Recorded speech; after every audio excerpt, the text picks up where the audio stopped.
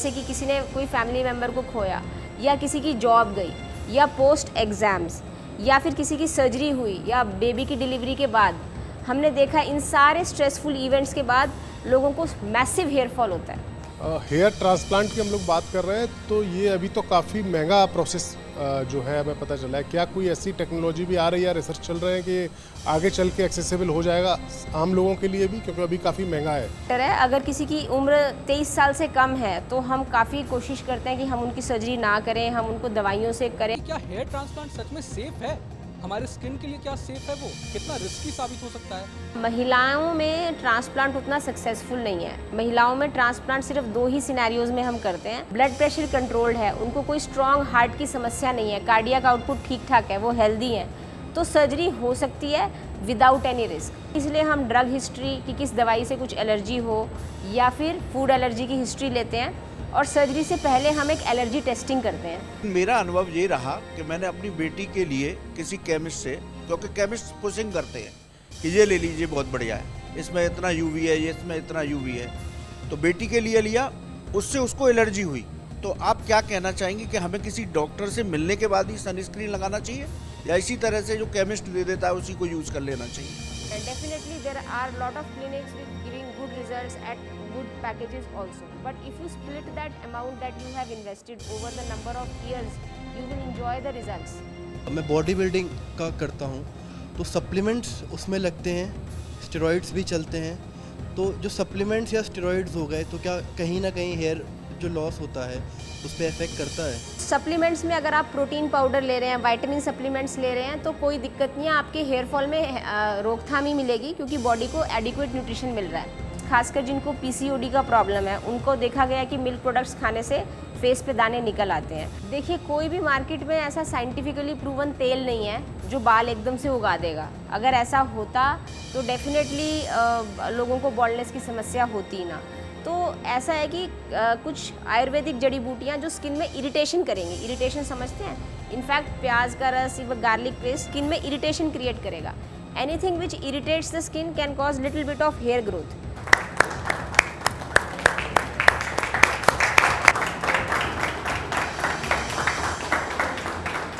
नमस्कार, बहुत स्वागत है आपका। आपके साथ मैं हूं रंजना सिंह राठौर। देखिए, जैसे जैसे हम बड़े होते हैं ना, कई इनसिक्योरिटीज़ हमारे अंदर आने लगती हैं। कुछ लोग सोचते हैं, यार मैं इतना मोटा या मोटी क्यों हूँ, कोई कहता है मैं फिट नहीं हूँ, कोई कहता है मेरे बाल अच्छे नहीं, कोई कहता है मेरी स्किन में इतने कील मुहासे कैसे हो रहे हैं। एंड ट्रस्ट मी कि जैसे जैसे आपकी एज बढ़ेगी ये सब कुछ होता है, और ये इनसिक्योरिटीज़ बढ़ती जाती हैं जो एट द एंड आपके कॉन्फिडेंस को हैम्पर करती है। कहीं ना कहीं आत्मविश्वास हम खोते जाते हैं। लेकिन वो कहते हैं ना कि अगर आत्मविश्वास को बढ़ाने के लिए अगर हम कुछ भी कर सकें या किसी भी चीज़ से वो ठीक हो सके तो क्यों नहीं, व्हाई नॉट। उसी में से एक सबसे बड़ी इनसिक्योरिटी हमारे देश में, न सिर्फ हमारे देश में बल्कि ग्लोबली, वर्ल्ड वाइड, वो है बालों का झड़ना और समय से पहले आपकी स्किन का खराब हो जाना, कील मुहासे आना, दाग धब्बे हो जाना, और बहुत ही कॉमनली जो देखने को मिलती है वो समस्याओं का होना। ऐसे में कई ऐसे उपाय हैं जिनसे ये सारी इनसिक्योरिटीज़ आपकी धीरे धीरे खत्म भी हो सकती है और कम भी हो सकती है। और जब अगर ऐसा हो सकता है तो हम इसे क्यों ना करें। ऐसे कई सवाल आपके जहन में भी होंगे कि इसका क्या कोई ट्रीटमेंट है, और अगर है तो किस एज से शुरू करना है, कितना पैसा इसमें लगेगा। इन तमाम सवालों के जवाब आज हम लेंगे। हमारे बीच एक खास मेहमान मौजूद हैं, उनसे आप सभी का तारुफ करा दूँ। डॉक्टर एरिका बंसल हमारे साथ है। यूजेनिस हेयर साइंसेस के आप फाउंडर हैं, और साथ ही एम्स से आपने पढ़ाई की है। डर्मेटोलॉजिस्ट हैं और हेयर ट्रांसप्लांट की स्पेशलिस्ट भी है। तमाम सवालों के जवाब इनसे लेंगे। बहुत स्वागत है मैम आपका स्टूडियो में। Thank you Ranjana, thank you team for inviting me. This is my second. और जब आप पहले भी आई थी तो कई तरीके के सवाल हमने पूछे थे, लेकिन कई सवाल उसके बाद हमारी ऑडियंसेस की तरफ से, जो न्यूज़ नेशन दर्शक देख तरफ से आते रहे, क्योंकि बहुत ही कॉमन समस्या हेयर फॉल की, अब स्किन डैमेज हो जाने की, एज से पहले रिंकल्स आ जाने की। सबसे पहले शुरुआत इसी चीज़ से करना चाहूँगी, ये हो क्यों रहा है। आजकल आप देखिए कि 5 से 10 साल का बच्चा भी ग्रे हेयर के समस्याओं से जूझ रहा है। बहुत कम उम्र से पहले हमारी स्किन में रिंकल्स आने लगते हैं। ये हो क्यों रहा है? दोनों पे अलग अलग हम टच बेस करते हैं। पहले तो सफ़ेद बाल के बारे में बात करते हैं। तो देखिए, 16 साल से कम की उम्र में अगर बाल सफ़ेद हो रहे हैं तो डेफिनेटली वो पैथोलॉजिकल है, यानी कि वो एक बीमारी है। बट अगर मेडिकल साइंस के हिसाब से अगर 18-20 साल की उम्र के बाद बाल सफ़ेद हो रहे हैं तो हमारे कॉमन सेंस के हिसाब से तो डेफिनेटली वो अर्ली ग्रेइंग है, बट मेडिकल पर्सपेक्टिव से वो कोई बीमारी नहीं है। तो जो कम उम्र में जो ग्रेइंग ऑफ हेयर है, इसको इंग्लिश में बोलते हैं प्री मेच्योर ग्रेइंग या केनाइटिस, और इसका कारण जो है यूजुअली कैल्शियम की कमी पाया जाता है।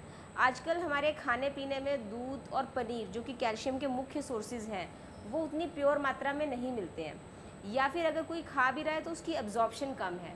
उस कारण से डाइटरी और कैल्शियम डेफिशिएंसी से बाल कम उम्र में सफ़ेद होते हैं। फिर कुछ कुछ बीमारियां होती हैं स्किन की, जिसमें वहाँ पे जहाँ पे वो स्किन की बीमारी हुई है, जैसे सफ़ेद दाग की बीमारी हुई, तो वहाँ पे बाल सफ़ेद हो जाते हैं। तो ये तो आ गए हम सफ़ेद बालों के ऊपर। अब हम आते हैं झुर्रियाँ पड़ने पे। तो झुर्रियाँ पड़ती हैं हमारी सबसे ज़्यादा जो एक्सेलरेटेड झुर्रियाँ हैं धूप की एक्सपोजर से। धूप में हमारी अल्ट्रावायलेट लाइट होती है, अल्ट्रावायलेट ए एंड बी। तो अल्ट्रावायलेट ए जो कंपोनेंट है, जो कि काफ़ी ज़्यादा वाइड स्प्रेड है, उससे हमारी झुर्रियों का प्रोसेस तेज़ी से फैलता है। इसके अलावा खाने में प्रोटीन की, पानी की कमी की वजह से भी झुर्रियाँ जल्दी पड़ सकती हैं। कोई ज़्यादा बहुत चिंता करे तो स्किन में डिहाइड्रेशन हो जाती है, म्यूकोपॉलीसैकेराइड्स की कमी हो जाती है, इस कारण से भी रिंकल्स कम एज पे आना शुरू हो जाते हैं। यू मीन टू से कि लाइफस्टाइल का जी। बहुत बड़ा रोल इसमें है। लेकिन Wrinkles। बहुत से लोग जो हैं वो अभी भी होम रेमेडीज इस्तेमाल करते हैं, उनका कहना बहुत कारगर भी साबित होती है, बहुत लोगों के केस में वर्क नहीं करती, उसको कैसे आप देखते हैं? देखिए, होम रेमेडीज़ में हमको रिंकल्स को प्रिवेंट करने के लिए जो करना चाहिए वो है स्किन को मॉइस्चराइज। जितना हम स्किन को मॉइस्चराइज करेंगे, जितना फ्रीक्वेंटली, उतना ज़्यादा हमारी स्किन में रिंकलिंग और एजिंग का प्रोसेस डिले होगा। तो मॉइस्चराइजेशन ऐसा होना चाहिए, लोग सोचते हैं क्रीम सुबह लगा लिया तो फिर छुट्टी। तो क्रीम की मात्रा, जो फ्रीक्वेंसी है आपके स्किन टाइप के हिसाब से आपको फ्रीक्वेंसी ज़्यादा रखनी चाहिए। अब आ जाते हैं सनस्क्रीन पे। सनस्क्रीन दो प्रकार के होते हैं। कुछ सनस्क्रीन होते हैं जो थोड़े ड्राई स्किन के लिए बने होते हैं, जिनमें मॉइस्चराइज़र कंटेंट ज़्यादा है। कुछ सनस्क्रीन होते हैं जो कि मॉइस्ट या फिर क्या बोलते हैं, ऑयली स्किन के लिए बने होते हैं। तो हमको अपनी स्किन टाइप के हिसाब से सनस्क्रीन चूज़ करना चाहिए। और अगर हमारा काम धूप में ज़्यादा जाने का है, यानी हम आउटडोर ज़्यादा रहते हैं, तो हमको अम्ब्रेला या फिर एक हैट, एक चौड़ी हैट होती है जो बालों को ऐसे चारों तरफ से कवर करती है, अम्ब्रेला या हैट के साथ सनस्क्रीन लगाना चाहिए। तो सनस्क्रीन आपने अभी लगाया, मान लीजिए 9 बजे, उसका असर केवल 11 बजे तक रहेगा। तो 11 बजे आपको फिर से सनस्क्रीन रीअप्लाई करना चाहिए अगर आप आउटडोर्स हैं। तो आप सनस्क्रीन दिन में, जब धूप में आपका एक्सपोजर है तब लगाइए। रात में सोते हुए कोई अच्छा मॉइस्चराइजिंग क्रीम लगाइए। ज़रूरी नहीं है कि क्रीम बहुत महंगा हो, बट क्रीम की फ्रीक्वेंसी ज़्यादा हो। एक बार में बहुत ज़्यादा मात्रा की बजाय थोड़ी क्रीम अमाउंट इतना ले कि थिन फिल्म की तरह फेस पे स्प्रेड हो जाए, और उसकी थोड़ी फ्रीक्वेंसी बढ़ा दीजिए। 2 घंटे बाद, 3 घंटे बाद दोबारा लगाइए, तो skin will remain hydrated for a longer period of time और आपका रिंकलिंग का प्रोसेस डिले हो जाएगा। बिल्कुल। और सबसे ज़्यादा महत्वपूर्ण है जो आप जिक्र भी कर रही हैं, बेसिक्स को समझना, कि आप मॉइस्चराइज करें, आप सनस्क्रीन लगाएं। लेकिन लोगों को ये भी नहीं पता होता है, एंड आई एम श्योर हमारे साथ बहुत से लोग हैं जिसमें मेल भी हैं, लड़कों को भी खासतौर पर पता नहीं होता है स्किन टाइप कौन सा है। और मैं बीइंग अ गर्ल, मुझे बहुत एज के बाद पता चला कि मेरा ये स्किन टाइप है, कि कॉम्बिनेशन स्किन भी कुछ होती है। ड्राई स्किन कैसे पता लगाएं? आपकी ऑयली स्किन है तो वो तो चलो पता चली जाती है, लेकिन कितने टाइप के स्किन टाइप्स होते हैं और पता कैसे लगा सकते हैं? देखिए, स्किन टाइप हमारी एज पे डिपेंड करता है। जैसे अगर आप टीनेजर को पकड़ें, टीनेजर या फिर कोई अर्ली 20s में है, तो उनकी फेस की और स्कैल्प की स्किन ऑयली रहती है। तो जब आप सुबह उठ जाते हैं, आप एक टिश्यू पेपर लीजिए, आप उसको टच करिए फेस पे और एक डिफरेंट टिश्यू पेपर स्कैल्प की स्किन पे, तो आपको दिख जाएगा कि उसमें कितना ऑयल आया हुआ है। ऑयल की मात्रा बहुत ज़्यादा है तो इसका मतलब आपकी स्किन ऑयली है। माइल्ड है, मतलब तो हल्का ही उसमें ऑयल आया तो इसका मतलब मॉडरेटली ऑयली है। ये चेक करना है इमीडिएटली आफ्टर फेस वॉश? नहीं, सुबह उठने के बाद, before face wash. After face wash तो सबका ही आएगा, ठीक है।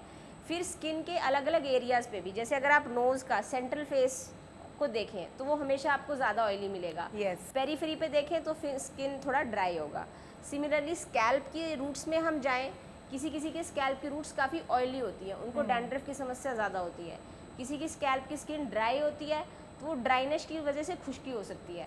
तो वो एक टाइप से दो धारी तलवार है। हमको ड्राइनेस के लिए हम मॉइस्चराइजेशन लगाएंगे, और मॉइस्चराइजेशन ज़्यादा लगा लिया तो डैंड्रफ हो सकता है। True। तो we have to maintain a very, I would say, balance. और इसमें मौसम का भी बहुत इंपॉर्टेंट रोल है। जैसे सर्दियाँ आती हैं, सर्दियों में स्किन आपकी ड्राई होगी, और समर्स में आपकी जो स्किन है वो मॉइस्ट रहेगी, उसको मॉइस्चराइज़र की रिक्वायरमेंट कम रहेगी। जी बिल्कुल। बहुत से सवाल हमारे अब जो सहयोगी भी पीछे बैठे हुए हैं, इनसे भी ले लेंगे, इनके पास भी कई सवाल हैं। आप में से कोई सवाल लेना चाहें? मैम मेरा नाम मिशा है। मेरा सबसे पहले क्वेश्चन आपसे ये है कि मैं नोएडा में रहती हूँ और नोएडा का पानी बहुत ज़्यादा ख़राब है और मेरी जो स्कैल्प है वो बहुत ही एक्सट्रीमली ऑयली है। तो मैं अगर फर्स्ट डे अगर हेयर वॉश करती हूँ तो दूसरे दिन ही मेरे बाल ऑयली हो जाते हैं, तो ऐसा क्या करूँ? क्योंकि महंगे से महंगे शैम्पू यूज़ करके देख लिया है, घर के होम रेमेडीज़ ट्राई कर लिए, लेकिन कुछ भी काम नहीं कर रहा है। Thank you Misha for your question. Basically क्या है, जब हम शैम्पू करते हैं तो शैम्पू हम बहुत जल्दबाजी में करते हैं। आपने सुना होगा एक समथिंग कॉल्ड शैम्पू ब्रश, ठीक है। एक ब्रश होता है, उसके ऊपर छोटे छोटे रबर ब्रिसल्स होते हैं, ठीक है। तो आप शैम्पू ब्रश से खूब सारा झाग बना के रूट्स में अच्छे से क्लीन करिए, फ्रंट में, क्राउन में, हर जगह पे, और उसको 2-3 मिनट तक रखिए। फिर उसको रिंस ऑफ करिए। अगर आपने रूट में अच्छे से क्लिनजिंग करी है तो आई don't think you should have oily next day. तो दूसरा आपके उस पर भी डिपेंड करता है वेदर कंडीशंस पे। अगर आप किसी ऐसे एरिया में रह रहे हैं जहाँ बहुत पसीना और धूल है, then definitely you should shampoo next day again. It's not कि आपके लंबे बाल हैं तो आप 3-4 दिन बाद ही शैम्पू करें। अगर आपका स्किन ऑयली हो रही है और वेदर बहुत ह्यूमिड है तो ऐसे में it's better to do shampoo again next day. Again it's all about basics कि आपको या ये आपने चीज़ें पता होनी क्लींजिंग चाहिए। अगर अच्छे से किया है और आप बहुत धूल मिट्टी में नहीं रह रहे जी। तो आपके बाल नहीं होंगे ऑयली, ठीक है। बट फिर भी अगर बहुत ऑयली हो रहे हैं then it is nothing to do with Noida water, it is more to do with your endogenous oil production in your hair roots. Okay, and it may vary person to person. अगला सवाल कोई लेना चाहो? Hello ma'am, मेरा नाम अंकिता है और मेरी स्किन बहुत ज़्यादा ऑयली है। मतलब 12th के बाद से ही बहुत ज़्यादा एक्ने वगैरह हुआ। अब बीच में मैंने मेडिसिन वगैरह भी करवाई थी, लेकिन उसके बाद कुछ टाइम के लिए सही होता है, लेकिन फिर से वो स्टार्ट हो जाती है। तो खाने में ऐसा क्या, मतलब डाइट में क्या ऐसा खाया जाए जिससे कि मतलब, क्योंकि ये कहा जाता है ना कि जो आप खाएंगे वैसे ही आपकी स्किन भी रिएक्ट करेगी। तो कुछ ऑयली स्किन जिसके, क्योंकि यहाँ पर कई सारे लोग बैठे हैं, ऑयली स्किन बहुत ज़्यादा अच्छी भी होती है। कहा जाता है कि जो आपके रिंकल्स होते हैं, अगर आप एज ज़्यादा होती जाती है तो आपके लिए फ़ायदेमंद भी होता है कि आपकी ऑयली स्किन है। लेकिन I think oily skin type के लिए बहुत ज़्यादा डिफिकल्ट भी हो जाता है कि आपके पिंपल्स बहुत ज़्यादा होते हैं और कॉन्फिडेंस भी बहुत ज़्यादा लूज़ होता है। तो डाइट में क्या क्या ऐसी चीज़ें खाई जाए जिससे कि थोड़ा मैनेज हो जाए? हाँ अंकिता, काफ़ी अच्छा सवाल पूछा और आई थिंक ये टीनेजर्स के लिए बहुत रेलेवेंट है। तो टीनेजर्स में खाने पीने से टू बी वेरी ऑनेस्ट बहुत ज़्यादा इसका तालमेल नहीं है पिंपल्स का। बट कहा जाता है कि कई लोगों को ग्लूटेन सेंसिटिविटी होती है, तो ग्लूटेन खाने से उनके फेस पे पिंपल्स निकल आते हैं। दूसरा, कभी कभी किसी को मिल्क से एलर्जी होती है, तो मिल्क प्रोडक्ट्स, खासकर जिनको पीसीओडी का प्रॉब्लम है, उनको देखा गया है कि मिल्क प्रोडक्ट्स खाने से फेस पे दाने निकल आते हैं। बट वो चीज़ें आप तभी अवॉइड करें अगर आपके पास प्रूवन, आपने नोटिस किया है कि उसको खाने से आपका फेस पे एक्ने स्प्राउट होता है। कुछ 1-2 चॉकलेट्स भी हैं, बहुत रेयर कुछ स्टडीज़ हैं जिन्होंने मेंशन किया है कि कुछ चॉकलेट्स के कई लोगों को एक्ने का स्प्राउट्स होते हैं। बट मोर और less acne is an external thing, we must understand. लोग सोचते हैं कि खून में खराबी है, खून में गंदगी है, खून पीने के लिए वो कुछ सिरप्स वगैरह खून साफ़ करने के लिए वो पीते हैं और उनको लगता है पिंपल साफ़ हो जाएंगे। ये एक बहुत बड़ी भ्रांति है। Pimple is more about external skin. So जितनी धूल मिट्टी हमारे ऑयली फेस पे चिपकेगी वहाँ पे पिंपल ज़्यादा निकलेगा।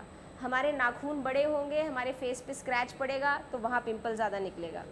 तो ये कुछ प्रिकॉशंस हैं जो आप लेंगे, जैसे कि फेस को रेगुलरली क्लींस करिए। धूल मिट्टी से बाहर आते हैं तो तुरंत फेस को एक क्लींजर से क्लीन करिए और नेल्स छोटे रखिए और ज़्यादा ऑयली क्रीम मत लगाइए। ये 1-2 प्रिकॉशंस लेंगे तो पिंपल्स की रोकथाम हो सकती है।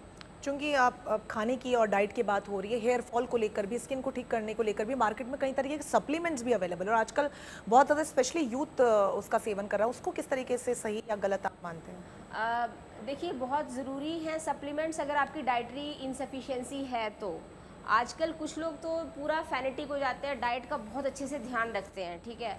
तो मुझे नहीं लगता उन लोगों को सप्लीमेंट्स की ज़रूरत है। वो हर चीज़ मेजर करके खाएंगे, हर चीज़ वो मेजर करके प्रोटीन वगैरह सप्लीमेंट्स भी लेते हैं और अगर उनको सही साइंटिफिक नॉलेज है और डाइट सही से ले रहे हैं तो उनको सप्लीमेंट्स की ज़रूरत नहीं है। बट जहाँ तक हेयर लॉस इन विमेन की बात आती है और इवन इन मैन, खासकर अगर किसी कोविड या हॉस्पिटलाइजेशन या वायरल फीवर की वजह से उसके बाद हेयर लॉस हो रहा है, तब न्यूट्रिशनल सप्लीमेंटेशन का काफ़ी अच्छा रोल है। तो मार्केट में न्यूट्रिशनल सप्लीमेंट्स के लिए गमीज़ भी आते हैं, टैबलेट्स भी आती है, कैप्सूल्स भी आते हैं। तो मेरे हिसाब से पहले हमको ब्लड टेस्ट करना चाहिए चेक करने के लिए कि हमारे अंदर किस चीज़ की डेफिशिएंसी है। Vitamin B12, vitamin D, protein deficiency है या काफ़ी सारे मिनरल्स हैं, उनमें से किसी की डेफिशिएंसी है और डेफिशिएंसी स्पेसिफिक ट्रीटमेंट के हिसाब से हमको अपने डॉक्टर से प्रिस्क्राइब्ड सप्लीमेंट लेना चाहिए। ब्लाइंडली अगर आपने सप्लीमेंट ले लिया तो आपको पता नहीं चलेगा कौन सा सप्लीमेंट काम किया और आपको किस चीज़ की डेफिशिएंसी थी। मान लीजिए विटामिन डी डेफिशिएंसी थी ज़्यादा और आपने सप्लीमेंट लिया हल्का, तो वो अगर हल्की ही करेक्ट हुई तो आपको हेयर लॉस में बेनिफिट नहीं मिलेगा। तो विटामिन डी डेफिशिएंसी काफ़ी कॉमन है इंडियंस में, B12 डेफिशिएंसी भी बहुत ज़्यादा कॉमन है। इसके अलावा बायोटिन है, बहुत सारे बी कॉम्प्लेक्स वाइटामिन हैं जिनकी डेफिशिएंसी से हेयर लॉस हो सकता है। मिनरल्स में आए तो आयरन, मैग्नीशियम, कैल्शियम, बहुत सारे मिनरल्स हैं जिनकी डेफिशिएंसी से हेयर लॉस हो सकता है। बिल्कुल, जो कारण जानना है, रूट कॉज, वो सबसे ज़्यादा डॉक्टर इंपॉर्टेंट है। उस पर भी विस्तार से आगे बात करेंगे। उससे पहले मैं सहयोगी से एक और सवाल ले लेते हैं। मैम, मेरा नाम हरि गोपाल शर्मा है। मेरा सवाल ये है कि आपने सनस्क्रीन के बारे में बहुत अच्छा बताया जी। लेकिन मेरा अनुभव ये रहा कि मैंने अपनी बेटी के लिए किसी केमिस्ट से, क्योंकि केमिस्ट पुशिंग करते हैं कि ये ले लीजिए बहुत बढ़िया है, इसमें इतना यूवी है, ये इसमें इतना यूवी है, तो बेटी के लिए लिया, उससे उसको एलर्जी हुई। अच्छा। फिर मैं एक डर्मेटोलॉजिस्ट से ही मिला, स्किन स्पेशलिस्ट से, उन्होंने उसकी स्किन टेस्ट करने के बाद जो लिखा वो अच्छा है। तो आप क्या कहना चाहेंगे कि हमें किसी डॉक्टर से मिलने के बाद ही सनस्क्रीन लगाना चाहिए या इसी तरह से जो केमिस्ट दे देता है उसी को यूज़ कर लेना चाहिए? शर्मा जी, अच्छा सवाल पूछा और ये काफ़ी रेलेवेंट है, लोगों को पता होना चाहिए। सनस्क्रीन बच्चों में जो है केमिकल सनस्क्रीन सही नहीं है क्योंकि बच्चों की स्किन सेंसिटिव होती है। बच्चों में हम फिजिकल सनस्क्रीन प्रेफर करते हैं, जैसे कि जिंक बेस्ड होता है, लैक्टोकैलामाइन के नाम से आता है, और कुछ टाइटेनियम बेस्ड सनस्क्रीन्स होते हैं जो बच्चों में मेरे ख्याल से ज़्यादा सेफ़ हैं। केमिकल सनस्क्रीन्स बच्चों में अवॉइड करना चाहिए। और एक और भ्रांति है कि जितना ज़्यादा SPF 50, 70 उतना ज़्यादा आपको प्रोटेक्शन मिलेगा, वो भी गलत है। हमारे इंडियन स्किन के लिए 15 to 20, max to max 25 is more than enough, क्योंकि हमारा इंडियन स्किन टाइप जो है उसमें मेलेनिन का कंटेंट ज़्यादा रहता है। वो 50-70 उन लोगों को चाहिए जो बिल्कुल ही ज़्यादा गोरे होते हैं, कुछ अमेरिकन फॉरनर जो बहुत गोरे होते हैं, उनके लिए वो 50-70 वाला रेलेवेंट है। बट हम लोगों के लिए 15, 20, 25 जो कि ज़्यादा महंगा नहीं है, बट उसकी फ्रीक्वेंसी ऑफ एप्लीकेशन नहीं पता होती हमको। हम सोचते हैं कि हमने सुबह लगा लिया और छुट्टी, वैसा नहीं है। सनस्क्रीन आपने एक बार लगाया, उसका असर 2 घंटे तक ही रहेगा या 2.5 घंटे तक, then you have to reapply. बिल्कुल, और चूँकि इससे पहले हम लोग कारणों का जिक्र भी कर रहे थे डॉक्टर, अब लोग कहीं ना कहीं भूल जाते हैं भागदौड़ भरी ज़िंदगी में कि जो तनाव हम लेते हैं, जो स्ट्रेस आजकल हमारी लाइफस्टाइल में इन्वॉल्व हो गया है, डू यू थिंक कि वो भी एक बहुत बड़ा कारण है उम्र से पहले स्किन और बाल दोनों के ख़राब होने का, स्पेशली बाल झड़ने का? हाँ जी, ज़रूर, बिकॉज स्ट्रेस क्या है ना, आपके हार्ट रेट को बढ़ा देगा। स्ट्रेस के केमिकल्स बॉडी में ज़्यादा प्रोड्यूस होंगे, तो जो एजिंग है, there is something called biological ageing. हम जो अपनी एजिंग काउंट करते हैं कि हम कितने साल बीतते जा रहे हैं, बट हमारी सेलुलर एजिंग डिपेंड करती है कि हमारा लाइफस्टाइल कैसा है। तो stress will accelerate the biological ageing, ठीक है। तो आई एम श्योर कि स्ट्रेस जो जितना ज़्यादा लेगा उसका एजिंग का प्रोसेस, रिंकलिंग का एंड हेयर लॉस का काफ़ी ज़्यादा बढ़ जाएगा। It has been proven that acutely stressful event, जैसे कि किसी ने कोई फैमिली मेम्बर को खोया, या किसी की जॉब गई, या पोस्ट एग्ज़ाम्स, या फिर किसी की सर्जरी हुई, या बेबी की डिलीवरी के बाद, हमने देखा इन सारे स्ट्रेसफुल इवेंट्स के बाद लोगों को मैसिव हेयर फॉल होता है। That is called telogen effluvium, that is purely stressed induced hair loss. But इसके अलावा ये तो एक्यूट स्ट्रेसर बताए मैंने आपको। जो क्रॉनिक स्ट्रेस है, यानी जिनको हर वक्त चिंता ही करनी है और पूरे सालों साल अपने जीवन भर साल भर चिंता ही करते रहना है, तो वो चिंता करने की जो आदत होती है, डेफिनेटली आप अपने क्रॉनिक हेयर लॉस को बढ़ाएंगे और एजिंग को भी एक्सेलरेट करेंगे। साथ ही क्या जो हेरिडेटरी इशू होता है, लाइक कि आपकी पुश्तों में रही है ये इशू, आपके फादर में, ग्रैंडफादर में, आपकी मदर ग्रैंडफादर में रही है, तो क्या वो भी प्लेज अ मेजर रोल यहाँ पे कि फेयर फॉल की समस्या सभी को रही है और एक्ने की समस्या सभी को रही है परिवार में? नहीं, इसमें से मैं हेयर लॉस, जो मेल पैटर्न बॉल्डनेस है, पुरुषों में जो गंजापन होता है, जो फ्रंट, मिड और क्राउन इन एरियाज को अफेक्ट करता है, वो हेरिडिटरी है। मोर देन 80% केसेस में वो तभी होता है कि या तो उनके फादर को या ग्रैंडफादर को या चाचा को था, या फिर वो मदर की साइड, नाना जी की साइड या मामा की साइड था, तो वो दोनों तरफ से पुरुषों में इनहेरिट हो जाता है। बट विमेन में महिलाओं में जो हेयर फॉल है वो हेरिडिटरी नहीं होता usually, it is mostly hormonal imbalance, जैसे कि thyroid imbalance, stress and dietary deficiency. बिल्कुल, और चूँकि बालों की हम बात कर रहे हैं तो उसके कुछ उपाय भी आगे आपसे जानूंगी, लेकिन उससे पहले एक और सवाल ले लेते हैं। मैम, मेरा नाम ऋषु मिश्रा है। मैं बॉडी बिल्डिंग का करता हूँ, तो सप्लीमेंट्स उसमें लगते हैं, स्टेरॉइड्स भी चलते हैं, और डाइट में मोस्टली एग्स, चिकन यही सब रहता है, वेज तो फ्रूट्स हो गए। डाइट प्रॉपर रहती है, ऑयली फूड बिल्कुल नहीं रहता है। तो जो सप्लीमेंट्स या स्टेरॉइड्स हो गए, तो क्या कहीं ना कहीं हेयर जो लॉस होता है उस पर इफेक्ट करता है? देखिए, दो चीज़ों को सेपरेट कर दीजिए, सप्लीमेंट्स और परफॉर्मेंस एनहांसिंग स्टीरॉयड्स। तो सप्लीमेंट्स में अगर आप प्रोटीन पाउडर ले रहे हैं, विटामिन सप्लीमेंट्स ले रहे हैं, तो कोई दिक्कत नहीं है, आपके हेयर फॉल में रोकथाम ही मिलेगी क्योंकि बॉडी को एडिक्वेट न्यूट्रिशन मिल रहा है, ठीक है। बट प्रोटीन बहुत ज़्यादा नहीं होना चाहिए, जैसे कि 4 mg पर kg या 3 mg, बहुत ज़्यादा नहीं होना चाहिए, नहीं तो उससे बॉडी में एसिडिटी बढ़ती है।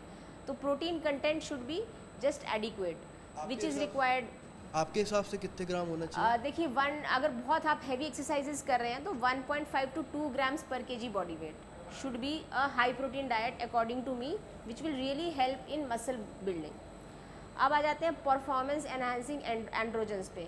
तो मेरे हिसाब से वो तो बहुत गलत चीज़ है, वो बिल्कुल नहीं लेना चाहिए। उससे क्या होता है, आपका एंडोजिनस जो स्टेरॉयड बन रहा है वो बहुत मेजरली सप्रेस हो जाता है, यानी आपकी बॉडी में जो गुड हार्मोन्स नॉर्मली प्रोड्यूस हो रहे हैं वो सप्रेस हो जाते हैं, और हेयर लॉस पे तो उसका बहुत मैसिव फ़र्क पड़ेगा ही पड़ेगा। अगर आपको बॉल्डनेस आने की टेंडेंसी नहीं भी है तो चांसेस है कि आपके बॉल्डनेस आ जाएगी। इसी में मैं एक चीज़ ऐड करना चाहूँगी, चूँकि सप्लीमेंट का इन्होंने जिक्र किया है, तो आज तो हमारी जो बॉडी है वो युवा है, लेकिन लॉन्ग रन में क्या इसके साइड इफ़ेक्ट्स देखने को मिल सकते हैं जैसे जैसे हम लोग उम्र में आगे बढ़ते हैं? जो ये सप्लीमेंट्स जो बता रहे हैं, परफॉर्मेंस एनहांसिंग टेस्टोस्टेरॉन डेरिवेटिव्स जो होते हैं, वो डेफिनेटली एजिंग के प्रोसेस को एनहांस कर देते हैं। मैंने काफ़ी लोगों से बात की है जिन्होंने सप्लीमेंट्स लिए हुए हैं, कुछ जाने माने इन्फ्लुएंसर्स भी हैं जो बॉडी बिल्डिंग स्पेस में हैं। वो कह रहे हैं कि मैडम हमने यंग एज में लिया था कंपटीशन के लिए, और हमने बंद किया तो पूरी बॉडी की स्ट्रेंथ ही चली गई, body could never recover, but probably they have taken it for very very long duration. So ये सारी जो चीज़ें हैं ये अप्रूव्ड नहीं है, कोई भी डॉक्टर आपको प्रिस्क्राइब नहीं करेगा। ये यूजुअली जो हमारे जिम के जो ट्रेनर्स होते हैं वो भी थोड़े अलग गलत सोर्सेज से उसको प्रोक्योर करते हैं और लोगों को प्रिस्क्राइब करते हैं जिम में ही, which I don't think is healthy and safe. बिल्कुल, यही एक समस्या है, क्योंकि आज आपको कोई समस्या नहीं होती, क्योंकि एक तो आप फिट भी हैं इंटरनली, और एक्सटर्नली आप जिम कर रहे हैं या लोग योगा कर रहे हैं या अलग अलग तरीके के फिटनेस एक्सरसाइज कर, तो अभी उन्हें रियलाइज़ नहीं होता। लेकिन एक बहुत ही अच्छा मैसेज या यूँ कहीं इन्फॉर्मेशन आपने दी है, और आपके माध्यम से जितने भी लोग ये कर रहे हैं वो इस बात का ख्याल रखेंगे कि जैसे जैसे आपकी उम्र बढ़ती है वैसे वैसे वो पोटेंशियल बॉडी का कम से कम इंटरनली हम लूज़ करते हैं। तो आज जितना भी हम खा रहे हैं वो जितना ऑर्गेनिक हो, जितना घरेलू हो, जितना हेल्दी हो उतना अच्छा है। उसी से जुड़ा अगला सवाल मेरे जहन में ये है कि कुछ घरेलू उपाय अगर आप बता पाएँ, क्योंकि हमारे देश में after all we all are Indians जो घरेलू उपाय में बहुत ज़्यादा भरोसा करते हैं, खासतौर पर हेयर लॉस के लिए, क्योंकि वो एक सबसे बड़ी समस्या है। हाँ जी, मैं तो यही बोलूँगी घर का बना हुआ खाना खाएं, बिकॉज उसमें क्या आपको अच्छा प्रोटीन कैलोरी रेशो मिलेगा। ये पाया गया है कि अगर हम बाहर रेस्टोरेंट या होटलों में खाते हैं उसमें तेल की क्वांटिटी ऑलमोस्ट 10 गुना होती है, तो we end up consuming 10 times more calories. तो अगर हम अपनी कैलोरीज को वॉच करें और घर का बना हुआ खाना खाएं, प्रेफरेबली फ्रेश खाना खाएं, होल फूड्स पे जाएं, जैसे कि आप पैकेज्ड फूड्स आते हैं, चिप्स आते हैं आजकल, रागी बाइट्स, मतलब काफ़ी सारी चीज़ें आती हैं जो पैकेज्ड फूड है, प्रोसेस्ड फूड है, उसको अवॉइड करें, होल फूड्स खाएं। खाने में दालें, soybean, rajma, chole, natural sources of protein पे रिलाई करें ज़्यादा, और कोशिश करें कि आप एक बैलेंस्ड डाइट लें, adequate combination of carbohydrate, protein and fat लें। और डेफिनेटली आप अपने एक डाइटिशियन से मिल सकते हैं जो आपका प्रोटीन कैलोरी रेशो कैलकुलेट कर ले ढंग से, आपकी बॉडी के मेटाबॉलिक रेट के हिसाब से, आप कितना एक्सरसाइज कर रहे हैं उस हिसाब से आपको डाइट का वेरिएशन करना चाहिए। और अब बालों की नॉर्मल होम केयर पे बता देती हूँ कि हमको बाल या तो ठंडे पानी से या ल्यूकवार्म पानी से हेड वॉश करना चाहिए। हमको तेज़ गर्म पानी में बाल नहीं धोने चाहिए। बाल धोने के बाद जो ड्रायर हम लगाते हैं या तो वो रूम टेम्परेचर पे लगाएं या फिर आप उसको फ़ैन के अंडर ड्राई करें, हॉट एयर से ड्राई ना करें। बालों की आयरनिंग जो है वो अवॉइड करें, उससे बालों का हेयर शैफ्ट्स वगैरह ख़राब होते हैं। कुछ लोग बालों में दही लगाते हैं, अंडे का पैक लगाते हैं, कई लोग बालों पे मैंने सुना है शायद उपटन वगैरह भी लगाते हैं। ये सब चीज़ें हैं ना, इनसे कुछ खास फ़ायदा नहीं होता है, दे आर वेरी कम्बरसम। और कभी कभी क्या होता है, जैसे बालों में अगर आपने नींबू लगाया, नींबू एक एसिडिक है, तो किसी किसी की स्किन में इरिटेशन कर सकता है, तो बालों में प्याज का रस, गार्लिक का पेस्ट वगैरह वो सब अवॉइड करिए, उससे स्किन में बर्न होने के चांसेस हैं। कई तरीके के मार्केट में प्रोडक्ट्स भी अवेलेबल हैं जो ये दावा करते हैं, और कई तरीके के ऑयल्स भी अवेलेबल है जो ये दावा करते हैं कि एकदम ऑर्गेनिकली उनको बनाया गया है, अलग अलग जड़ी बूटियों से बनाया गया है, और वो आपके हेयर रीग्रोथ में बहुत हेल्पफुल होते हैं, बाल लंबे करते हैं, झड़ना बिल्कुल बंद कर सकते हैं, और सबसे महत्वपूर्ण कि जो बॉल्डनेस की समस्या आगे से आ जाती है खासतौर पर मेल में, वहाँ पर बाल उगाने में बहुत हेल्पफुल होते हैं, like with in 2 to 3 months। एक डॉक्टर के नज़रिए से आप इसको कैसे क्लैरिफाई करें? क्या ऐसे दावों पर भरोसा करना चाहिए? क्या ऐसे वाकई में हो सकता है कि जड़ी बूटियाँ हैं भी, या कोई ऐसा केमिकल उसमें भी मिलाया जाता है जड़ी बूटियों के नाम पे जो हेयर ग्रोथ करता है और लोग लगता है वाह क्या प्रोडक्ट काम कर रहा है? देखिए, कोई भी मार्केट में ऐसा साइंटिफिकली प्रूवन तेल नहीं है जो बाल एकदम से उगा देगा। अगर ऐसा होता तो डेफिनेटली लोगों को बॉल्डनेस की समस्या होती ना। तो ऐसा है कि कुछ आयुर्वेदिक जड़ी बूटियाँ जो स्किन में इरिटेशन करेंगी, इरिटेशन समझते हैं, इनफैक्ट प्याज का रस, गार्लिक पेस्ट स्किन में इरिटेशन क्रिएट करेगा। Anything which irritates the skin can cause little bit of hair growth, वो बेबी हेयर ग्रोथ आएगी। तो उस साइंटिफिक पर्सपेक्टिव को देखा जाए तो हाँ, कुछ तेल जिसमें बड़ी जड़ी बूटियाँ हैं जो स्किन को इरिटेट कर रही हैं, they can definitely cause little bit of hair regrowth, but वो बॉल्डनेस को कम्प्लीटली रिवर्स नहीं करेंगी। तो ये दावा नहीं कर सकते हम कि वो काफ़ी सारे पेशेंट्स में बॉल्डनेस को रिवर्स कर देंगी। और बहुत ज़्यादा महंगे तेलों पे इन्वेस्ट नहीं करना चाहिए। आप अगर तेल लगाने की इच्छा रखते हैं तो फील गुड फैक्टर के लिए शैम्पू से पहले लगाइए, 1 घंटा पहले कोकोनट ऑयल या ऑलिव ऑयल कोई भी आप तेल लगा सकते हैं, बट कोशिश करिए कि शैम्पू के बाद वो पूरा निकल जाए। तेल लगा रहेगा तो उतना ज़्यादा डस्ट पॉल्यूटेंट्स चिपकेंगे, आपके बाल जल्दी गंदे होंगे। कुछ और सवाल ले लेते हैं doctor. Hi ma'am, this is Rohan. Ma'am, अमूमन हमने देखा है कि आज से करीब 1.5 दशक या 2 दशक पहले लोग उतना हेल्थ कॉन्शियस नहीं हुआ करते थे, अपने बालों को लेकर उतना फिक्रमंद नहीं हुआ करते थे। लेकिन बीतते समय के साथ साथ लोग काफ़ी हेल्थ कॉन्शियस हुए हैं, खुद को सुंदर देखना चाहते हैं, प्रेजेंटेबल दिखाना चाहते हैं, इसलिए बालों को लेकर भी वो काफ़ी फिक्रमंद रहते हैं। लेकिन झड़ते बालों के साथ लोग डॉक्टर के साथ जब कंसल्ट करते हैं, दवाइयों से जब उनका काम नहीं बनता है तो वो हेयर ट्रांसप्लांट के लिए भी जाते हैं। तो लोगों के मन में जहन में ये सवाल उठता है कि क्या हेयर ट्रांसप्लांट सच में सेफ़ है, हमारे स्किन के लिए क्या सेफ़ है, वो कितना रिस्की साबित हो सकता है। एंड मैम, दूसरा सवाल ये कि हम दिल्ली NCR में रहते हैं, यहाँ प्रदूषण की समस्या भी बहुत है, तो क्या पॉल्यूशन के चलते भी हमारा हेयर ग्रोथ या स्किन इफेक्ट हो रहा है?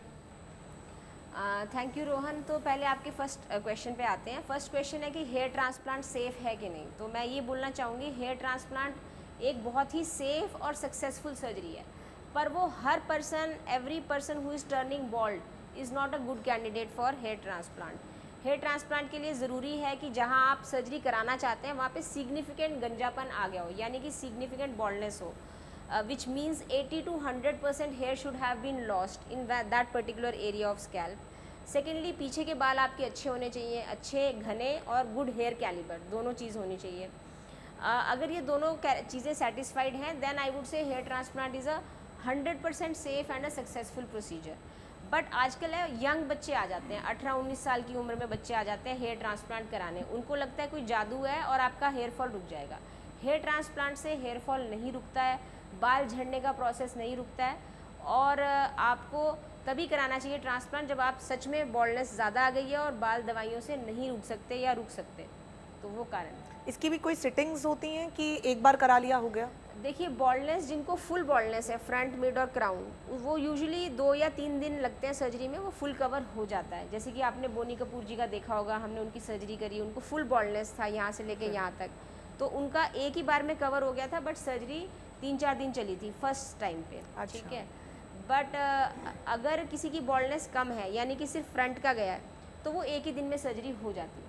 तो ये पुरुषों और महिलाओं के लिए सेम है प्रोसेस, या फिर किसी में ज़्यादा रिस्क फैक्टर में किसी में कम है? नहीं, पुरुषों में ये है जो प्रोसेस मैंने एक्सप्लेन किया। महिलाओं में ट्रांसप्लांट उतना सक्सेसफुल नहीं है। महिलाओं में ट्रांसप्लांट सिर्फ 2 ही सिनेरियोज में हम करते हैं।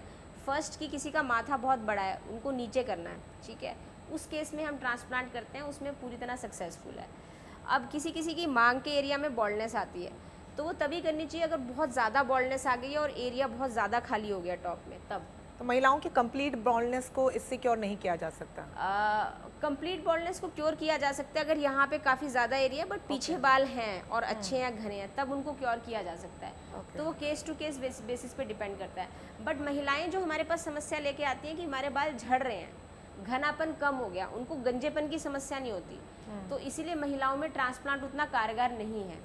रोहन का दूसरा सवाल था कि दिल्ली एनसीआर में चूंकि हम सब रहते हैं, इतना पोल्यूशन है, क्या उसका भी कोई साइड इफेक्ट है जो हमारी स्किन और बालों पे हो रहा है?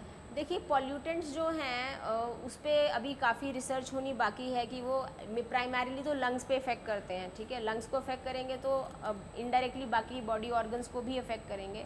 तो आई एम श्योर उससे बालों का झड़ना और एजिंग का प्रोसेस एक्सेलरेट हो रहा होगा, बट उसकी कोई प्रॉपर साइंटिफिक स्टडीज़ नहीं है। लाइफ स्पैन डेफिनेटली उन लोगों का कम हो रहा है जो दिल्ली एनसीआर में रह रहे हैं, क्योंकि इतना ज़्यादा वो इनहेल कर रहे होते हैं PM 2.5 पार्टिकल्स जो लंग्स में एक्यूमुलेट हो के लंग्स में प्रॉब्लम्स क्रिएट करते हैं एडवांस्ड एज में। तो वो चीज़ है। तो समय से पहले अब जो ये चीज़ें होने लगती हैं, अब ख़ास तौर पर जैसे कि आप शुरुआत में आपने जिक्र किया था कि 13 से 15 साल या 16 साल के बच्चे हैं, क्या उनको भी डॉक्टर के पास चले जाना चाहिए? क्या उनकी एज ग्रुप के लिए ठीक है इस तरीके की क्लिनिकल ट्रीटमेंट्स लेना? नहीं, इतनी टीनेज में हम कोई ट्रीटमेंट्स नहीं देते। वो उनको डॉक्टर के पास तभी जाना चाहिए अगर उनको कील मुहासे की समस्या हो। टीनेजर्स में कील मुहासों की समस्या ज़्यादा होती है और वो कील मुहासे कभी कभी उनको स्कैल्प में भी निकलने लगते हैं, ठीक है।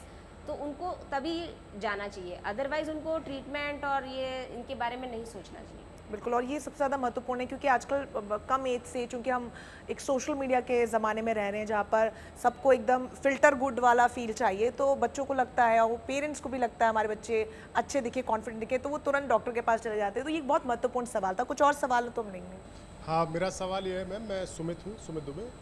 हेयर ट्रांसप्लांट की हम लोग बात कर रहे हैं, तो ये अभी तो काफ़ी महंगा प्रोसेस जो है हमें पता चला है। क्या कोई ऐसी टेक्नोलॉजी भी आ रही है, रिसर्च चल रहे हैं कि आगे चल के एक्सेसिबल हो जाएगा आम लोगों के लिए भी, क्योंकि अभी काफ़ी महंगा है जैसा पता है। और दूसरा सवाल ये है कि हेयर ट्रांसप्लांट को लेकर कई सारी बातें हैं, कई सारी खबरें हमने देखी भी हैं कि किसी ने हेयर ट्रांसप्लांट कराया और उसकी मौत हो गई, ऐसी खबरें भी छपी थी। तो ये कितना रिस्की है, क्या इसमें ख़तरे हो सकते हैं हेयर ट्रांसप्लांट में, आगे चल के ये कितना सस्ता भी हो सकता है? जी जी, देखिए अभी पहले उस पर आते हैं रिस्क फैक्टर पे, ठीक है। मैंने आपको बताया अगर हमने राइट पेशेंट को सिलेक्ट किया है सर्जरी के लिए और उनका शुगर यानी डायबिटीज़ अंडर कंट्रोल है या फिर वो नॉन डायबिटिक है, ब्लड प्रेशर कंट्रोल्ड है, उनको कोई स्ट्रॉन्ग हार्ट की समस्या नहीं है, कार्डियक आउटपुट ठीक ठाक है, वो हेल्दी है, तो सर्जरी हो सकती है विदाउट एनी रिस्क। जो एक दो केसेस न्यूज़ में सुनने में आए थे उसमें ये सुनने में आया कि उनको शायद ड्रग एलर्जी हो गई, यानी कि जो हम इंजेक्शन लगाते हैं सुन्न करने के लिए या फिर सर्जरी के बाद एक दो एंटीबायोटिक पेन किलर वगैरह देते हैं, तो उससे उनको एलर्जी हो गई। तो drug allergy and food allergy should also be ruled out. वो आपको हर ट्रीटमेंट के लिए ज़रूरी है। मान लीजिए आप कहीं भी जा रहे हैं, आप रेस्टोरेंट में चले गए, आपको एक पर्टिकुलर फूड से एलर्जी है और आपने बाई चांस वही फूड खा लिया तो इट कैन बी डिज़ास्ट्रस। तो सिमिलरली इसलिए हम ड्रग हिस्ट्री कि किस दवाई से कुछ एलर्जी हो या फिर फूड एलर्जी की हिस्ट्री लेते हैं और सर्जरी से पहले हम एक एलर्जी टेस्टिंग करते हैं, जिससे कि जो हम दवाई यूज़ करने जा रहे हैं इंजेक्शन में उससे एलर्जी टेस्टिंग करते हैं और अगर वो टेस्ट नॉर्मल आता है तो हम सर्जरी सेफली कर सकते हैं। तो ये तो हो गया उसका बाद। अब आ जाते हैं कॉस्ट के ऊपर। सर्जरी को आप एक खर्चा मत समझिए, सर्जरी को आप समझिए कि इन्वेस्टमेंट, ठीक है। बिकॉज आपने जो सर्जरी करी है उसका रिज़ल्ट आप अगले 10-15 साल तक इंजॉय करने वाले हैं। तो अगर हमने उसकी कॉस्ट कटिंग पे ज़्यादा फोकस किया और हमने किसी ऐसे सेंटर में सर्जरी कराई जो कि देखिए सेंटर में इंफ्रास्ट्रक्चर मेंटेन करने की कॉस्ट होती है। अगर आपका OT बहुत अच्छा बना हुआ है, क्लीन हाइजीनिक कंडीशंस मेंटेन है, तो there will be cost of that particular infrastructure, there will be cost of the team, because it's not one person's job. एक सिंगल डॉक्टर नहीं है, जैसे आँख की सर्जरी में एक सिंगल डॉक्टर वो मेनली अपने स्किल पे 15-20 मिनट में सर्जरी ख़त्म कर देते हैं। इसमें जो सर्जरी है वो पूरा दिन चलती है, सुबह 9 बजे से 6 बजे तक। तो उसमें क्या होता है कि there is a team of people needed, doctor, technicians and few nurses are involve in doing the surgery. So if you look at the surgery from a wholesome perspective, the amount of effort that is involve, आपको लगेगा कि cost बहुत ज़्यादा नहीं है। और definitely there are lot of clinics with giving good results at good packages also, but if you split that amount that you have invested over the number of years, you will enjoy the results. You will find that it's a very cost effective treatment. काफ़ी सारी cosmetic surgeries हैं, जैसे कई लोग यहाँ पे जो आई bags बन जाते हैं उसके लिए सर्जरी कराते हैं, फेस लिफ्ट सर्जरी कराते हैं, और आजकल फ़ैट लॉस के लिए लाइपोसक्शन सर्जरी कराते हैं। मैं वो सर्जरीज़ वगैरह नहीं करती हूँ, बट मैं आपको बता रही हूँ वो सारी प्लास्टिक सर्जरीज़ जो हैं उनके रिजल्ट्स 2-3 साल तक चलते हैं। तो जो भी आपने खर्चा किया, इन्वेस्ट किया, वो आपका आपका खाना पीना बिगड़ा तो फैट वापस आ जाता है। तो if you consider the longevity of the results of hair transplant, you will not think of this as a expensive treatment, you will think of this as a investment. Chungi ji, आपने जिक्र किया कि you select a particular candidate और कुछ test आपने बताया कि blood pressure, sugar level, non diabetic, ये सब चीज़ें सब ठीक होनी चाहिए। क्या एज ग्रुप भी इम्पॉर्टेंट होता है when you select a candidate for the same? हाँ जी, एज भी बहुत इंपॉर्टेंट फैक्टर है। अगर किसी की उम्र 23 साल से कम है तो हम काफ़ी कोशिश करते हैं कि हम उनकी सर्जरी ना करें, हम उनको दवाइयों से करें। बिकॉज क्या है कि इतनी कम एज पे अगर बॉल्डनेस हो रही है और हमने अभी सर्जरी कर दी और बॉल्डनेस नहीं रुकी तो बाद में सिचुएशन ऑड आ सकती है। तो यंग एज में डेफिनेटली हम डिस्करेज करते हैं सर्जरी को। एज जितनी ज़्यादा हो हमारे लिए उतना बेहतर है। तो जो बुज़ुर्ग लोग हैं, क्या वो करवाएं तो भी सेफ है, क्योंकि उनमें प्रोबेबिलिटी ज़्यादा होती है इस तरीके की बीमारियां होने की? नहीं, बुज़ुर्ग लोगों में देखिए आजकल क्या है, अगर शुगर डायबिटीज़ नहीं है, अगर है भी तो कंट्रोल्ड में है, तो भी हम सर्जरी कर सकते हैं। The highest age at which we have done surgery is around 82 I would say. तो एज से कोई दिक्कत नहीं है if the person is fully healthy.